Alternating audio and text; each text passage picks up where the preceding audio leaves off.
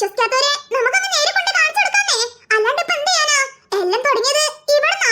അപ്പൊ പിന്നെ എല്ലാം അവസാനിപ്പിക്കേണ്ടതും ഇവിടെ തന്നെയാ. അതുകൊണ്ട് നമുക്കിപ്പോ പോയി ഓണറിനെ കണ്ട് കാര്യം പറയാം. അവര് വേണം എന്തെങ്കിലും ഒരു സൊല്യൂഷൻ തരാനേ. അത് ചേച്ചി പറഞ്ഞു ശരിയാ. വന്നപ്പോ മുതലേ ആ ഓണറെ കണ്ടിട്ട് എന്തോ വശപിശകുള്ള പോലെ. നമുക്ക് പോയിട്ട് അയാളോട് കാര്യം തിരക്കി നോക്കാം. ഇവിടെ ഇനിയിപ്പോ വല്ല പ്രേതബാധയുള്ള റിസോർട്ട് ആണെങ്കിലോ പറയാൻ പറ്റില്ല. അയാള് ഇത് ഫ്രീ ആയിട്ട് തരണമെന്നുണ്ടെങ്കിൽ ഇവിടെ എന്തെങ്കിലും ഒരു ഗുലുമാല കാണാണ്ടിരിക്കത്തില്ലല്ലോ.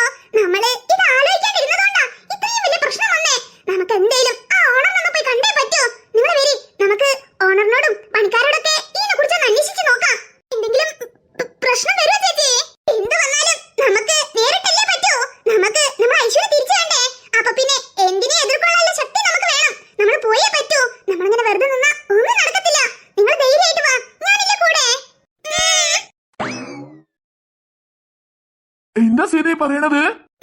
അതെ ചന്ദ്രേട്ടാ, ഇത് പറയാനാ ഞാൻ ചന്ദ്രേട്ടനെ അമ്മ കാണാട്ട് കൂട്ടിക്കൊണ്ടെന്നേ.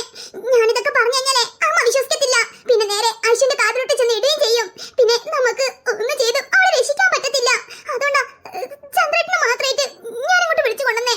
ചന്ദ്രേട്ടൻ വേണം എന്തെങ്കിലും ഒരു പരിഹാരം കാണാൻ. ചേടാ, ഇതിലിപ്പോ നമ്മൾ എന്ത് ചെയ്യാനാ?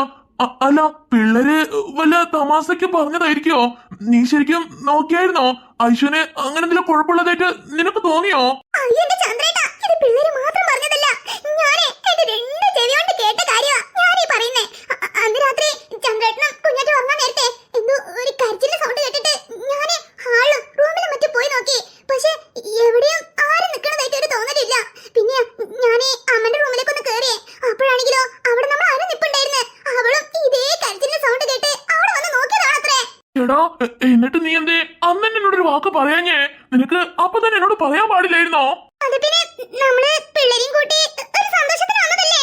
അത് പകുതിക്കുന്ന കളയണ്ടെന്ന് വിചാരിച്ചാ. ഇതൊക്കെ കേട്ട് കഴിഞ്ഞാ ചന്ദ്രേട്ടനും പിള്ളേരൊക്കെ ഒന്നായിട്ട് പേടിക്കത്തില്ലയോ? അതാ ഞാൻ പറയാണ്ടിരുന്നേ. പക്ഷെ ഇങ്ങനെയൊക്കെ സംഭവിക്കുന്ന എനിക്ക് അറിയത്തില്ലായിരുന്നു. ഇനിയിപ്പോ നമ്മൾ എന്താ ചെയ്യാ?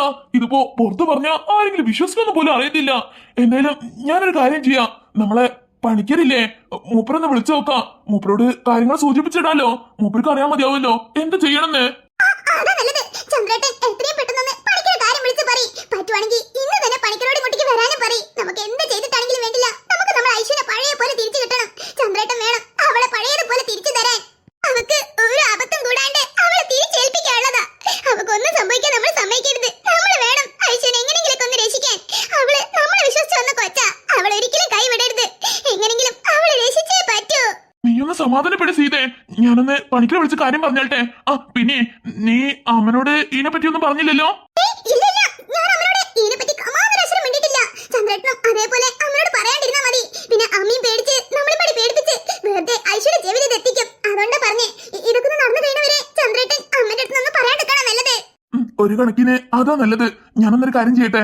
പണിക്കരെ നമ്പർ ബാഗിലെങ്ങാനുണ്ട്, അതൊന്ന് തപ്പിയെടുത്തിട്ടെ മൂപ്പരൊന്ന് വിളിച്ചു നോക്കി കാട്ടെ. എന്നാ വേണ്ടേ, ഞാനും തേടാൻ സഹായിക്കാം.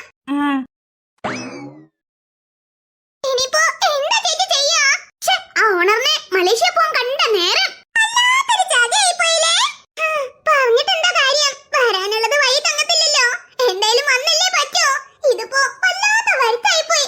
ഇനിയിപ്പോ നമ്മൾ ആരോടാ ഇതിനെപ്പറ്റിയൊക്കെ ഒന്ന് അന്വേഷിക്കാ? ഇതിനെപ്പറ്റി അറിയാവുന്നത് ആരായിരിക്കും എന്തോ? അതന്നെ, എവിടുന്ന് പോയി അന്വേഷിക്കാനാ? ഇവിടെ നമുക്ക് ആരും പരിചയമില്ലല്ലോ. ആ ഓണർ ഒറ്റൊരാളാ നമുക്ക് പരിചയമുള്ള ആള്. അയാളും നാട് വിട്ടല്ലോ. പിന്നെ എങ്ങനെ കണ്ടുപിടിക്കാനാ ചേച്ചി? അതാടാ എനിക്ക് മനസ്സിലാവാത്തെ. ഇവിടെ ഉള്ളവരോട് പണിക്കാരോടെങ്കിലും കാര്യം ചോദിക്കാന്ന് വെച്ചാ പണിക്കാർക്കായിരിക്കും നമ്മുടെ ഭാഷ തന്നെ മനസ്സിലാവുന്നില്ല. പിന്നെ എങ്ങനെ ഇതിനെപ്പറ്റി ചോദിക്കാനാ?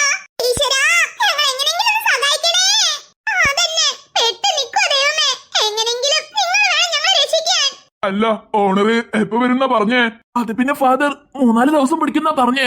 അല്ല, ഫാദറിനെ വിളിച്ച് ഓണർ കാര്യം പറഞ്ഞില്ലായിരുന്നോ? ഏയ് ഇല്ല ദാസപ്പ. അതാ വരുന്ന വയ്ക്ക് ഞാനൊന്ന് കേറിയിട്ട് പോവാന്ന് കരുതി വന്നേ. ഏതായാലും നീ ഓണർ വിളിക്കുവാണെങ്കിൽ ഞാൻ ചോദിച്ചെന്ന് പറഞ്ഞു തരണ്ടേ? ഓ തീർച്ചയായും ഫാദർ, ഞാൻ എന്തായാലും ഓണർ വിളിച്ച ഈ കാര്യം പറഞ്ഞേക്കാം.